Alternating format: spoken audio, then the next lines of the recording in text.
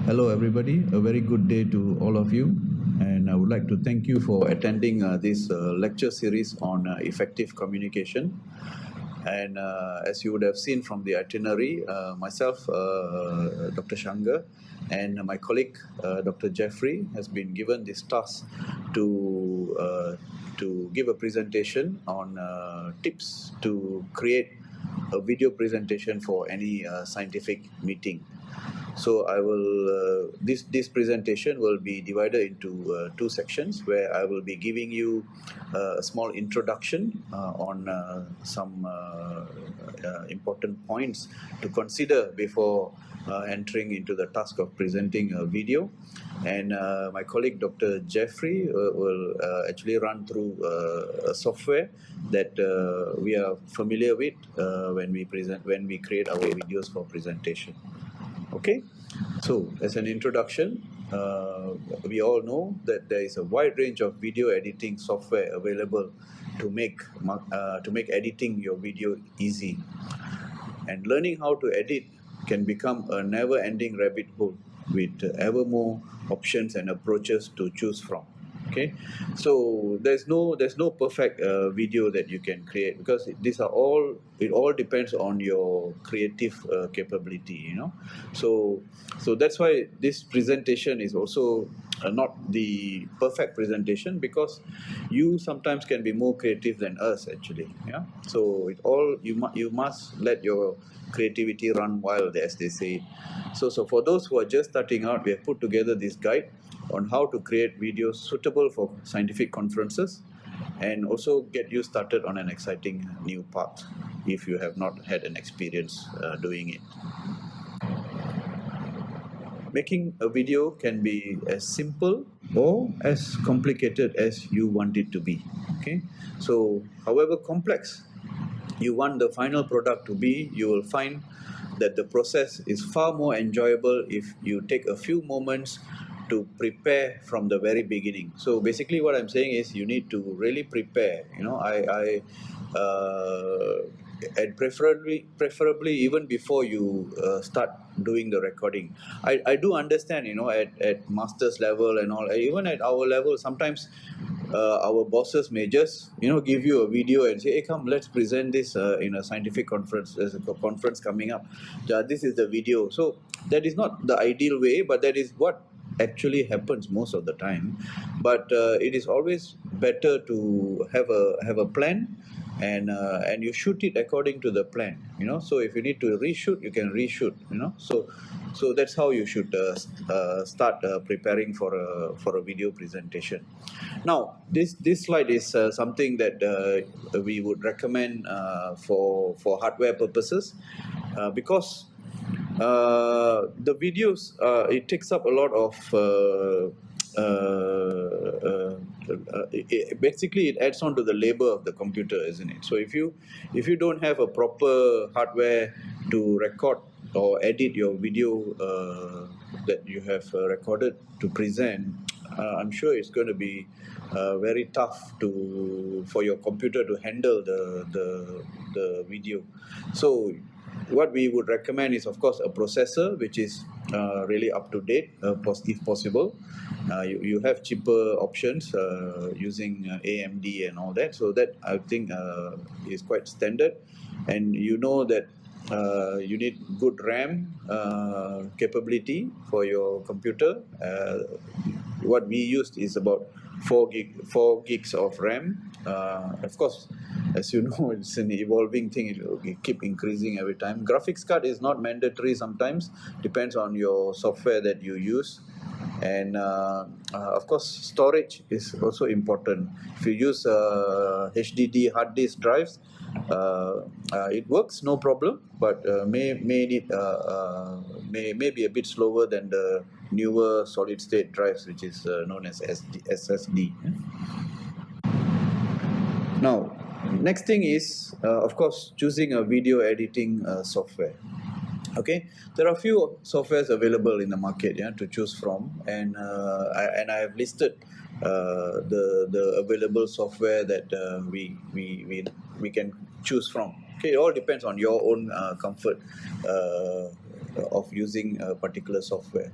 Each is priced differently. These are all paid softwares, so it can cost up to about 300 ringgit to purchase one of these. I think if you are really into video editing and you love this, I think it's good to invest a little bit on this software. You can use it for your entire unit, for example, for your entire team next time when you all become bosses.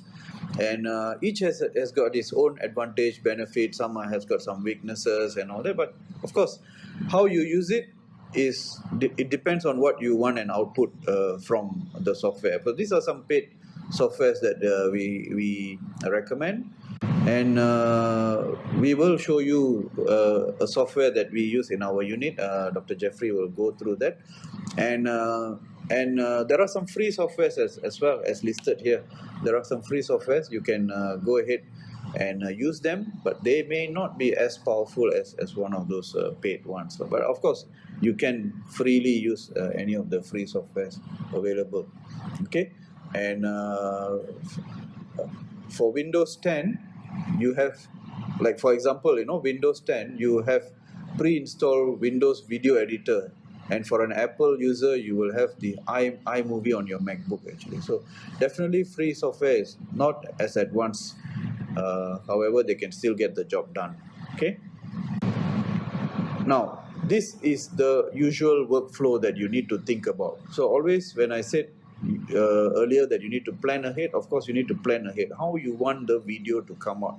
You might need a small, like a director of a movie, you might need to think of a screenplay. If you have a screenplay, then you know what you really want, and you want to know, you need to do some homework on how much time the video is permitted to be playing in a conference, for example. So you cannot simply create a video and try to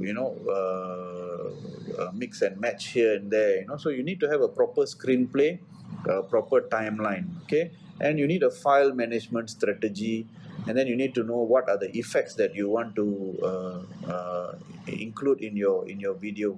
And music is actually a very important component of a video presentation as well. And do not forget that when you are creating a video, the creative thought process always comes out better if you keep taking a break. Don't run through, don't rush. Always take a break, go back, think about it, and come back again, and then you'll get more newer ideas actually. So always plan ahead. So what do you mean by plan ahead? Okay, and you need to shoot according to a plan. Okay, so think about creating at least a general outline of what you want to shoot. Okay, what different footage will you need? Try to avoid having to go back and reshoot part of it later because you forgot to do it the first time. So try not to do that. Okay, try to keep things efficient so it doesn't throw off your process later. So you will realize, when you are creating this video, then suddenly you realize, oh my God, I should have shot this, I should have shot that. But again, I want to stress here that it is easier said than done, because you always have the video that happened already, and that is what video you need to work with. So sometimes, if those cases that you want to present, for example, or a particular procedure or particular video that you want to present, if you can reshoot it after an attempt of editing, it may be good. You can go back and reshoot, but not very possible most of the time. Okay. So you will likely have a lot of different files to include in your final composition, including video clips. You might have graphics, okay, and you might have edited effects like title screens, overlays, animations coming in. You may have all those, and you may have audio files, because you might have live talking over a video, so you might have audio files and potentially more things that you need to include when you are editing the video. So all these files can be kept separately. So you need to have a management strategy, okay, and keep it all organized so you can quickly and easily find it when it's time to use it. So all this can be separately stored for usage later. And then you want to add effects. Adding effects, it's like adding seasoning to food. Actually, a lot of it goes a long way, and too much of it also not too good lah. So when you have too much effects, especially in a scientific presentation, it may not be the most ideal thing. So scientific presentation, you want to give some effect, some animation, some additional labeling that comes in as the video is playing, but don't overdo it. Okay, for science, we are not trying to create a Star Wars movie or something like that, which uses a lot of CGI and side effects. But you just want to make it just nice for people to enjoy it and get the take-home message that you are trying to portray in your video. Okay, so the next thing is the music. It is very important that you choose the right music, because music definitely elevates your video. Okay, on top of your voiceover, of course, So on top of your voiceover, if you have a background music, a light, soothing music, it's very good. But don't try to play some heavy metal music at the background and distract the audience. Okay, so you need to choose the right music. And if you're sharing your videos publicly, for example, you're putting it up for YouTube or something, you must always think about whatever you're using from the net. It has copyright implications, okay, especially the music that you use, so always go for some content that is royalty free, and that is the most safest route to go to. Yeah.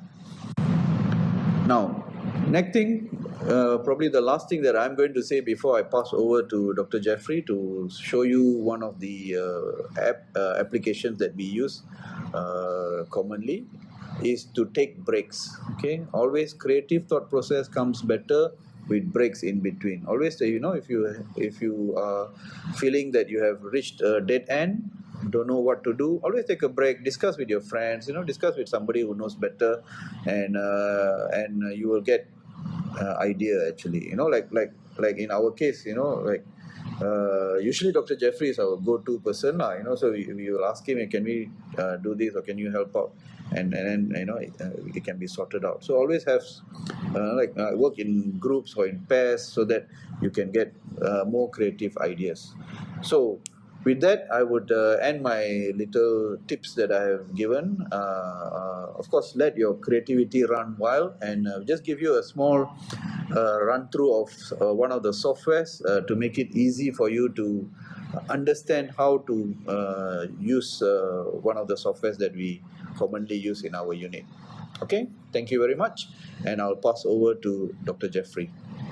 Thank you, Prof. Shanggar, for the introduction part on how to create a video for scientific conference. I'm Dr. Jeffrey, clinical specialist from urology, and I would like to bring everybody on how to create a video using this software called Femora Wondershare or Wondershare Femora. This is the logo of the software. You can look for it on the net through official store, which costs around 300 ringgit, or any other alternative platform. You might get them cheaper at some other alternative platform. Okay, so we will go step by steps. It might be simple for you,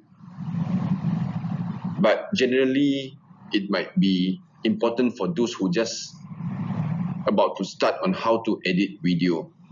So most of these video editing software, they actually share the similar features, share the similar way how to edit a video. So whatever software that you have in your hand, you just have to play with it and know the features and maximize the capability of the software to make your video good. So without delay, let's get started. So this slide is about how you launch the Femora and select the aspect ratio, correct? So what you need to do is actually you double click on the Femora desktop icon whenever you're ready to start on a new video. The software welcome screen will appear on the screen, asking you either to create a new project or open project.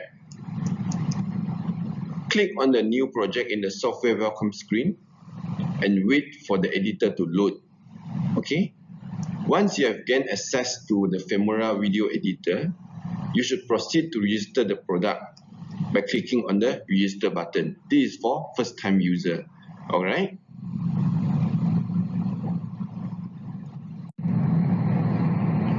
Okay, so how do you create a new project and import the footage? You head over to the File menu and you click on the Project Setting option. So you select the aspect ratio, the final cut your video will have. Okay, so you'll be able to choose between several different options, including the standard, the widescreen 16:9, or 4:3 aspect ratios. You can also custom the aspect ratios as per your need.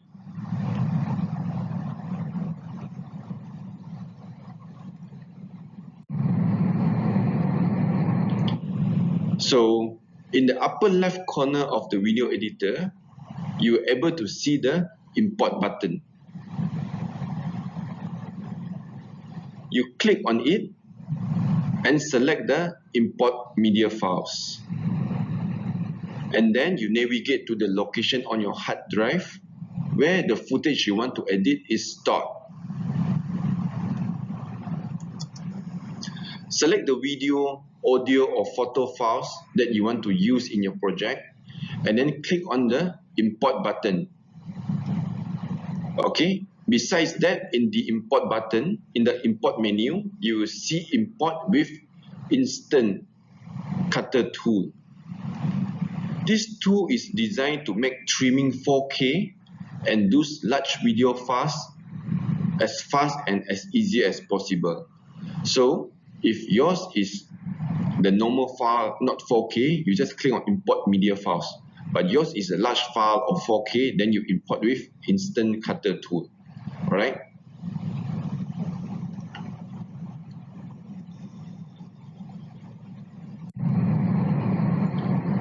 Organize the material. The file you import into the editor will be stored in the Filmora's Media tab. Below the import button, everything will be stored here. Working with a lot of different files in a single project is hard. To avoid mess and confusion, click on Add a new folder icon located at the bottom, this button. Okay, and then you create and name a new folder to store all the files in your project to avoid confusion.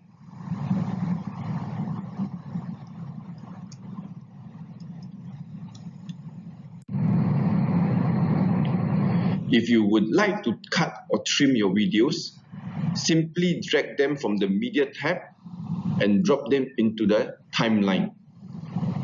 In order to rearrange them, you have to drag the files to the desired position on the timeline.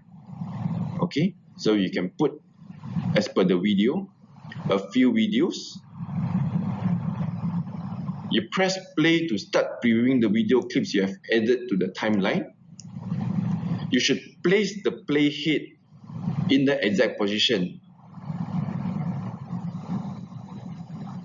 where the part of video you like to cut starts, and then perform the same action at the other end. Here, the playhead here. Cut, delete. Then it will connect and join the video together.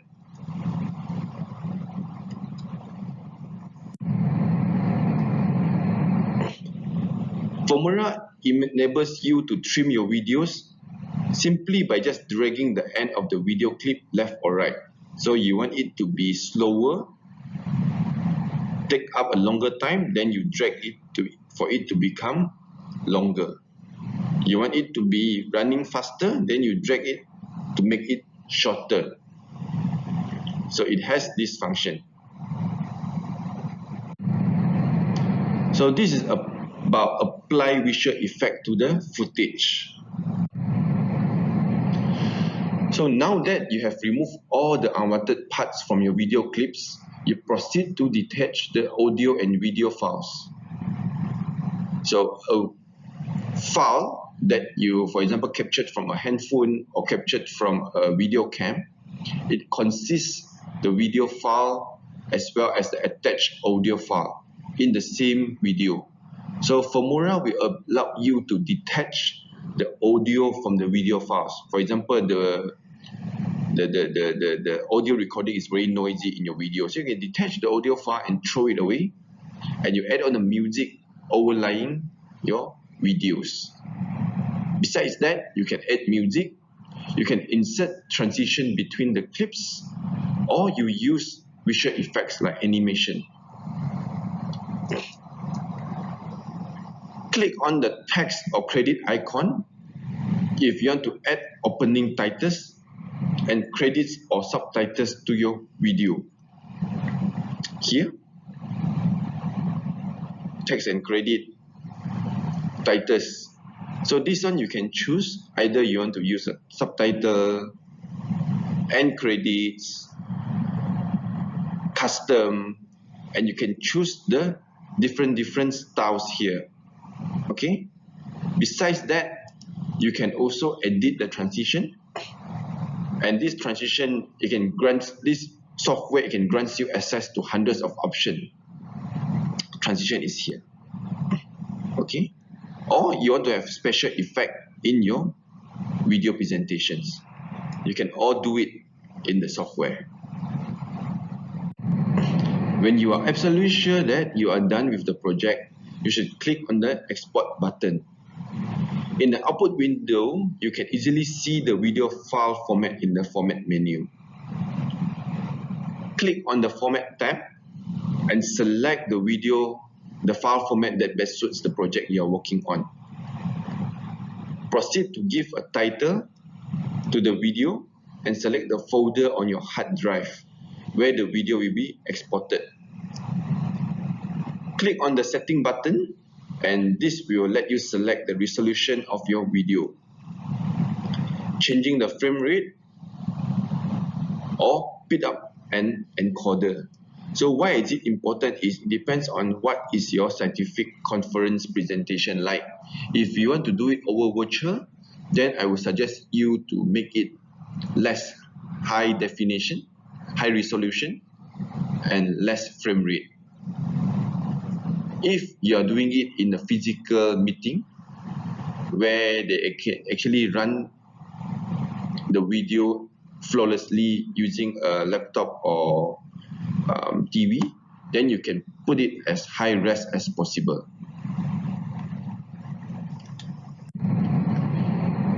With that, I thank you everybody for listening to us, Prof. Shanggar, as well as me, Dr. Jeffrey. Any questions or any query, you are always welcome to approach us, and we will guide you according to what we know best. All right? So I think we will end the presentation for today. Thank you.